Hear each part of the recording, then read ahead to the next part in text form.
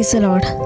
Voice of Jesus కార్యక్రమాన్ని వీక్షిస్తున్న మీ అందరికీ ప్రభు యేసు నామములో వందనములు తెలుపుచున్నాము. వాయిస్ ఆఫ్ జీసస్ కార్యక్రమం ద్వారా వాక్యాన్ని రెవరెండ్ ఎన్ ఆశీర్వాదం గారు అందిస్తారు. మీరందరూ విని దేవుని ఆశీర్వాదం పొందవలసిందిగా కోరుచున్నాము. Praise the lord. హల్లెలూయా. దేవునికి మహిమ కలుగునుగాక. ప్రార్థన చేసుకుందామా. పరిశుద్ధుడు అయిన మా తండ్రి, యేసయ్యా నీకు వందనాలు చెల్లిస్తున్నాం.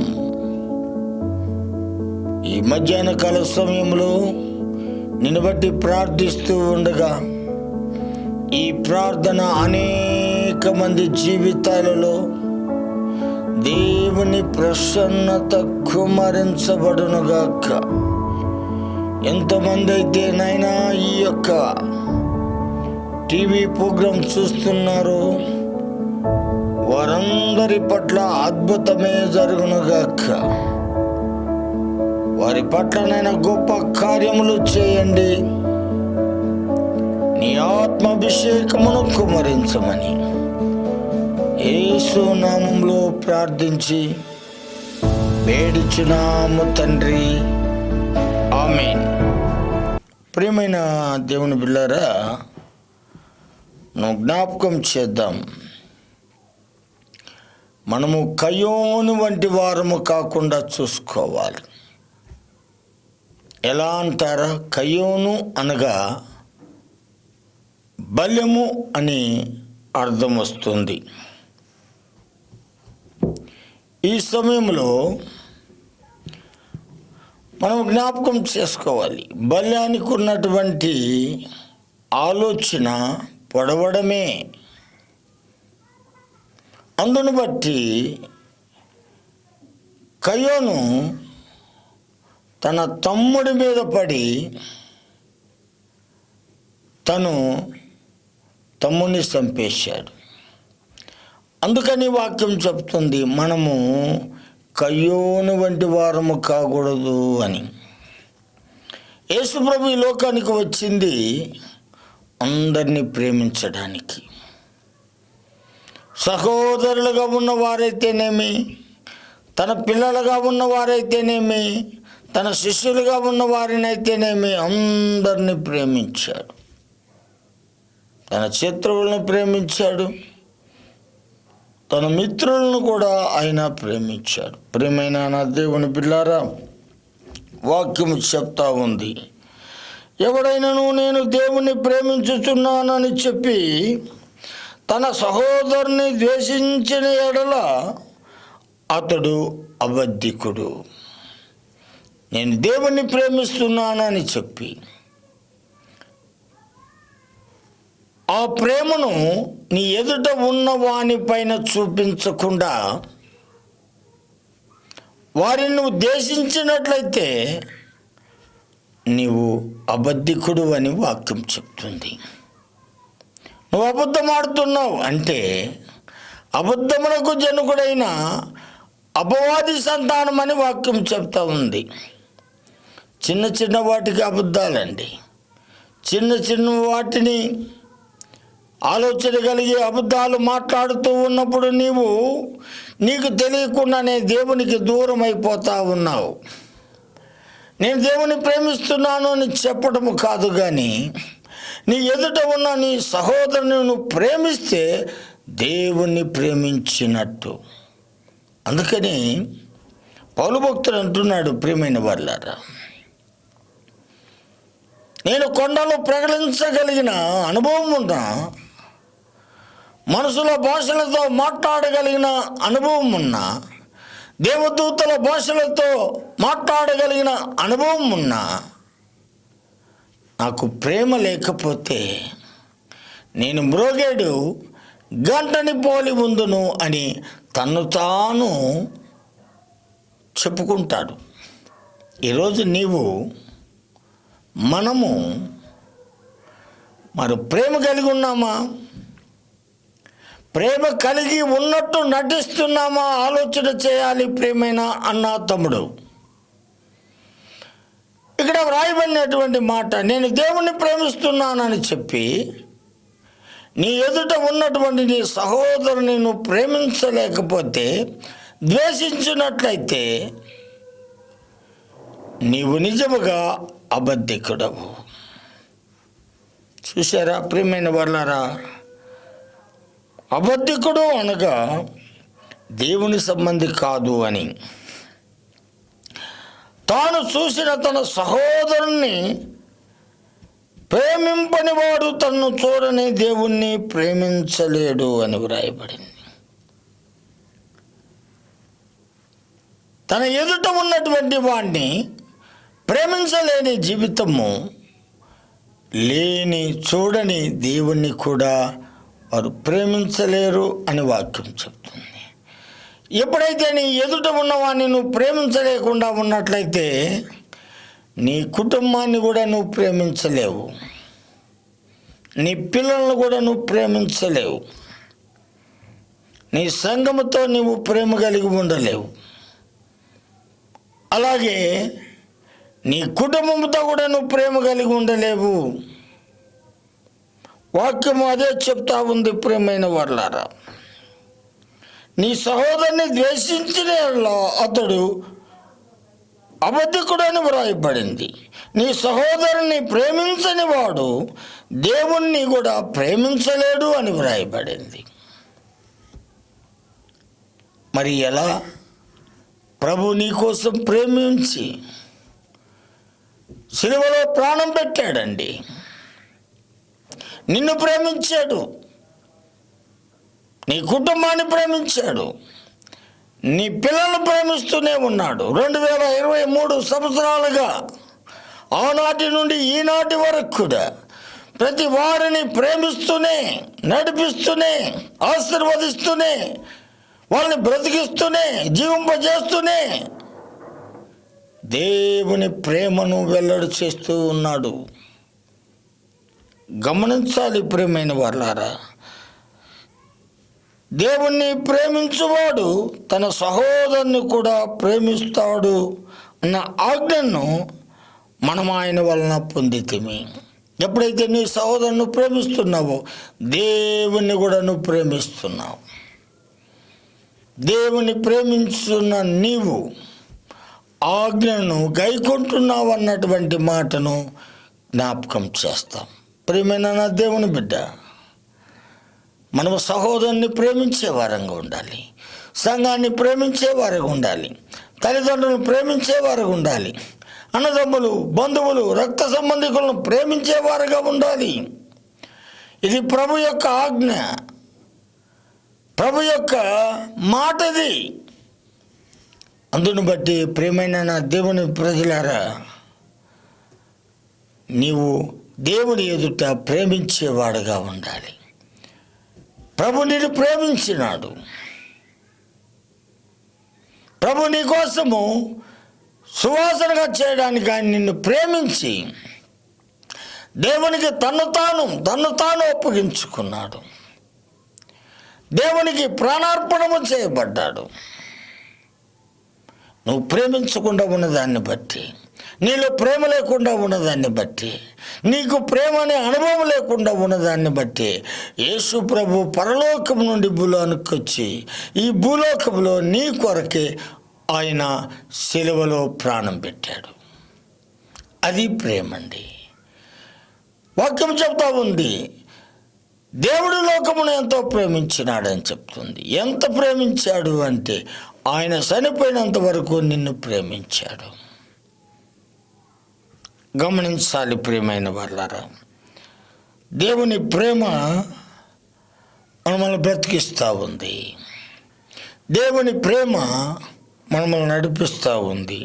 అందుకనే ఇక్కడ రాయబడిన మాట ఏమని రాయబడిందంటే, మనము సహోదరులను ప్రేమించుచున్నాము కనుక మరణములో ఉండి జీవములోనికి దాటి ఉన్నామని ఎరుగుదుము. ఎప్పుడైతే నీ సహోదరుని ప్రేమిస్తావో, ఎప్పుడైతే నీ ఎదుటి వారిని ప్రేమిస్తావో, ఎప్పుడైతే నీ పక్కింటి వారిని ప్రేమిస్తావో, ఎప్పుడు నీకు సహోదరులుగా, స్నేహితులుగా ఉన్నవారిని ఎప్పుడైతే నువ్వు ప్రేమిస్తావో, ప్రియమైన నా దేవుని బిడ్డ, నీవు నిత్య మరణములో నుండి నిత్య జీవములోనికి దాటుతూ ఉన్నావు. గమనించాలి, నిత్య జీవములోనికి దాటుతూ ఉన్నావు. నీవు నిత్య జీవము కొరకు పాటుపడుచున్నావు. నీవు నిత్య జీవమును పొందడానికి ముందుంటున్నావు. నీవు దేవుని చేత కొనబడిన వాడువు, దేవుని రక్తములో కడగబడిన వాడు. నిన్ను సువాసనగా ఉంచడానికి దేవుడు నిన్ను ప్రేమించినాడు.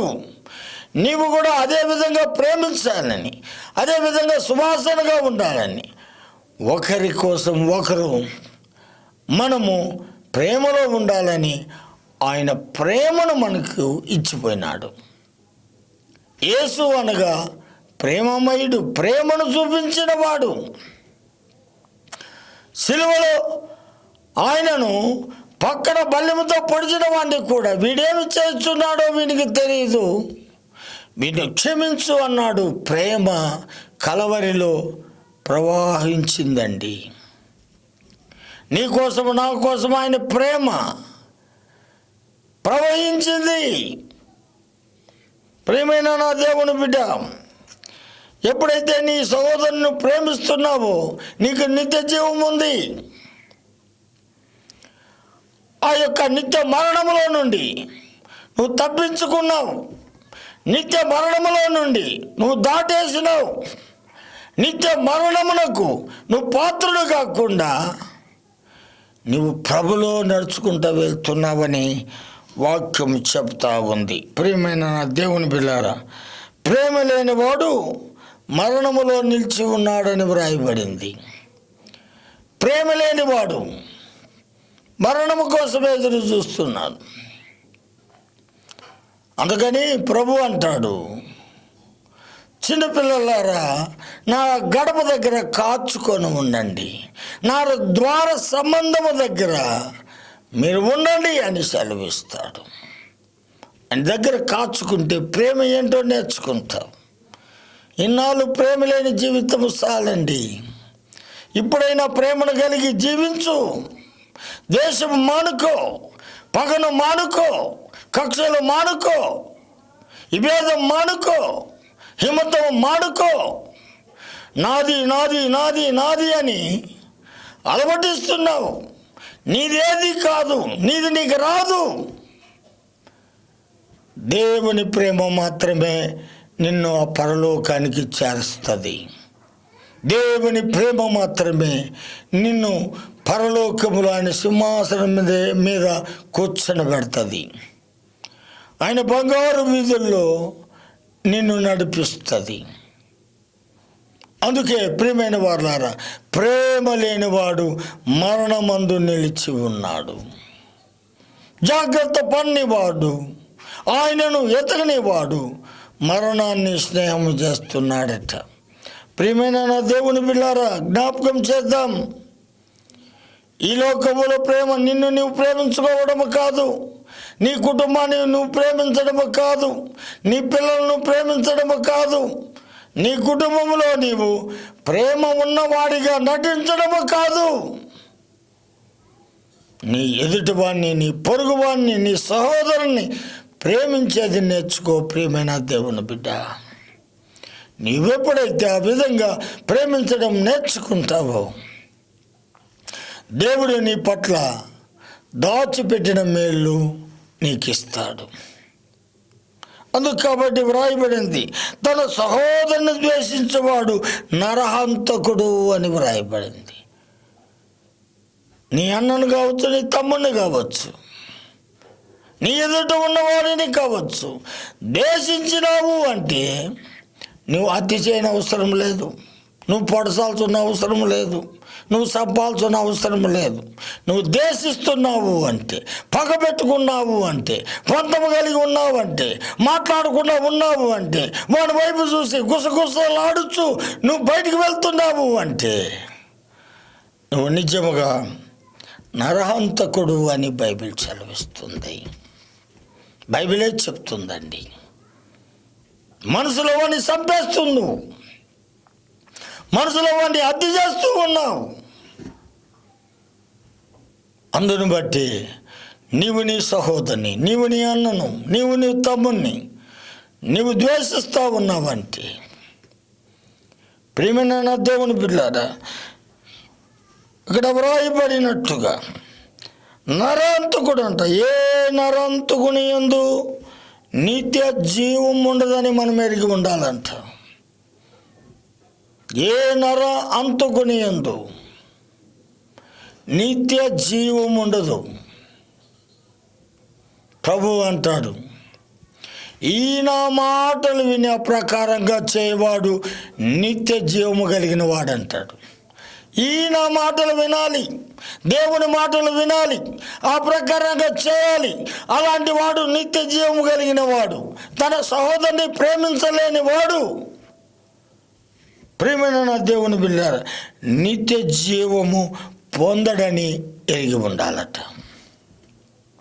మనం ఈ లోకంలో పడే ప్రయాసంతా కూడా, మనం ఈ లోకమును విడిస్తే దేవుని దగ్గరికి పోవాలన్నటువంటిదే ప్రతివానికి కోరిక.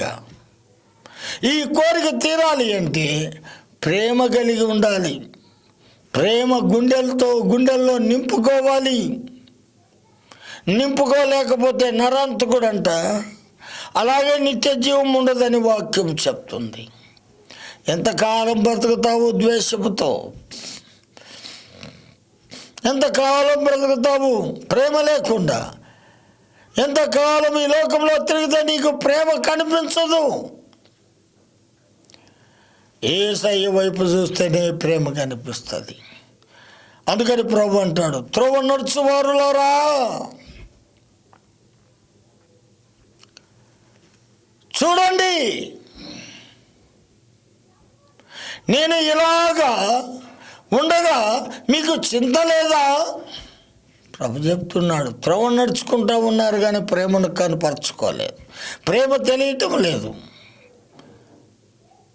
ప్రియమైన దేవుని బిడ్డలారా, వాక్యము చెప్తా ఉంది, ఆయన మన నిమిత్తమే తన ప్రాణమును పెట్టెను గనుక దీని వలన ప్రేమ ఎటిదో తెలుసుకుందుము.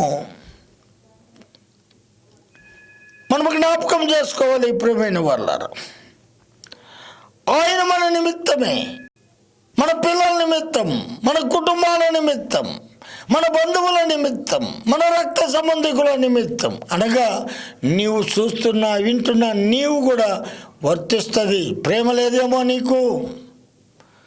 ఈ రోజు నుండి ప్రేమ కలిగి ఉండు. తల్లి నిన్ను ఆదరించినట్లు దేవుడు నిన్ను ఆదరిస్తాడు. తల్లి మరిచిన నిన్ను దేవుడు మరవడు. ప్రభు అంటాడు, నా చేతులతో నిన్ను చెక్కుకున్నాను,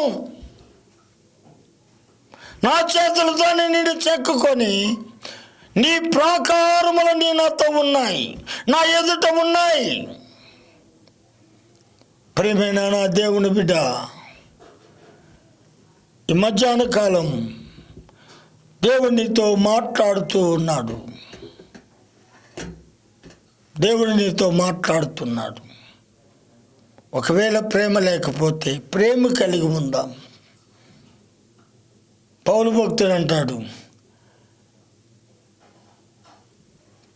కొంతమందికైనా నేను మంచివాడుగా ఉండడానికి నా శరీరమును నేను కాల్చుకున్నా, ప్రేమ లేకపోతే వ్యర్థుడను.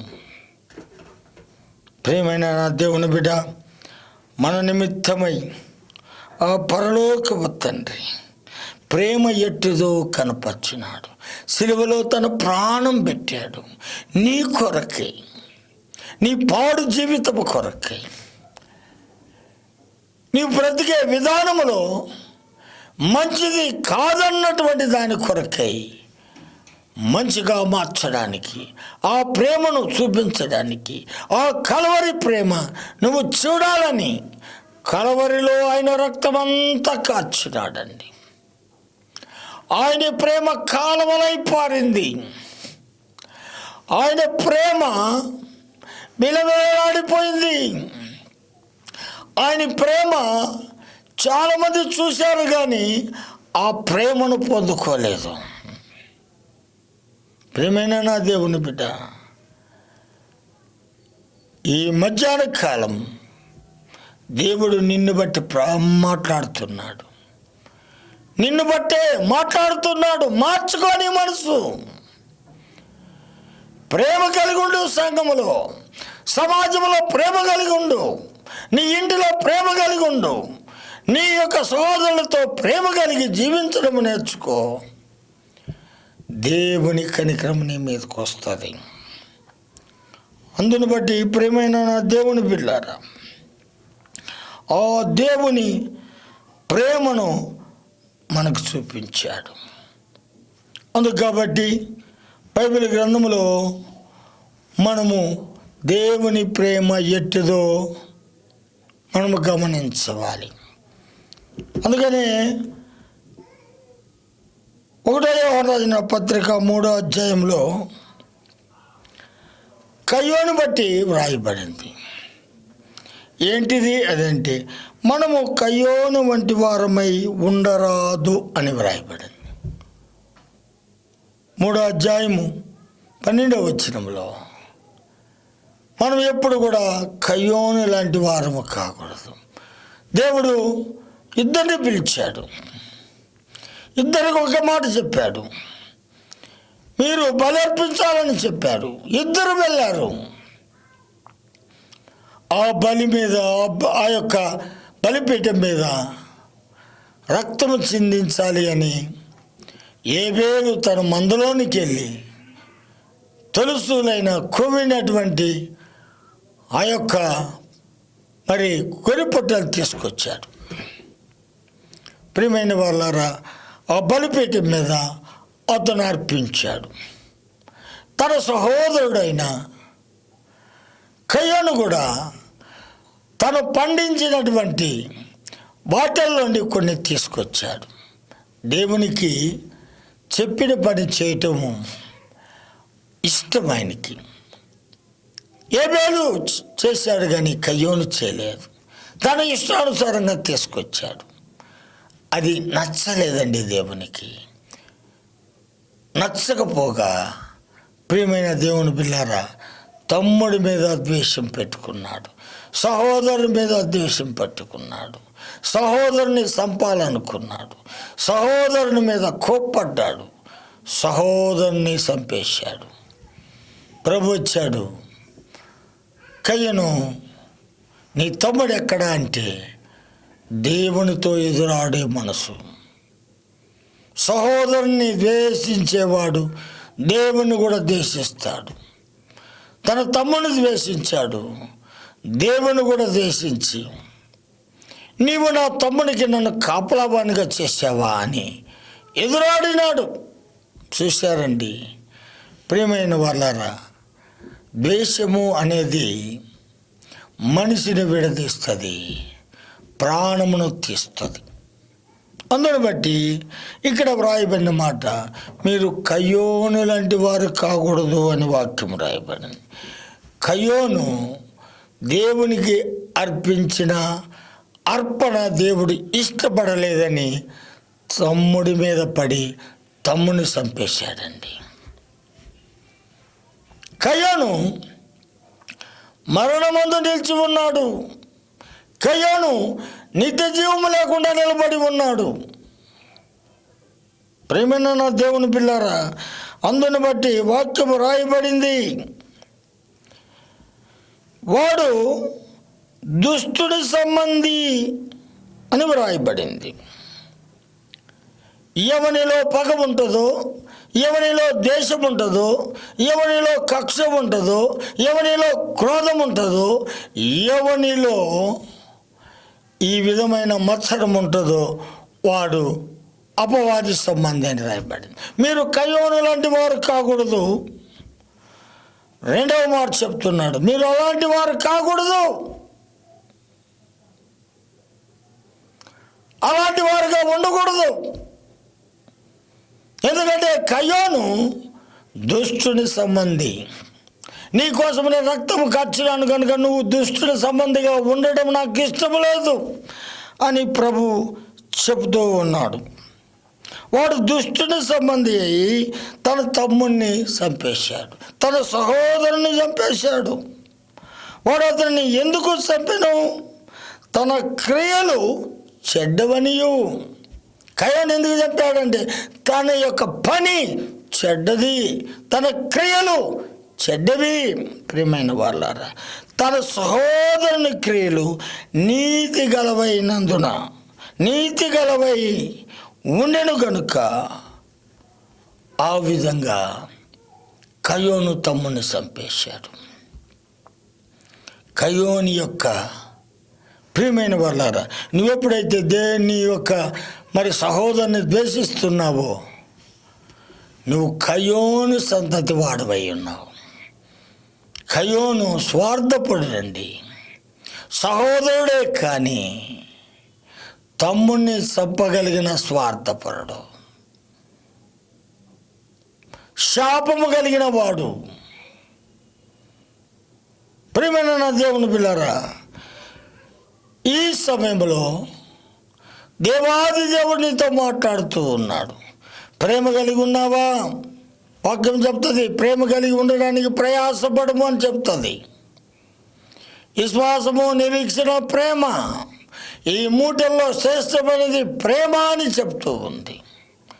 యేసు ప్రభు వారు మన కోసం ప్రేమించి ఆ యొక్క సింహాసనాన్ని విడిచిపెట్టాడు.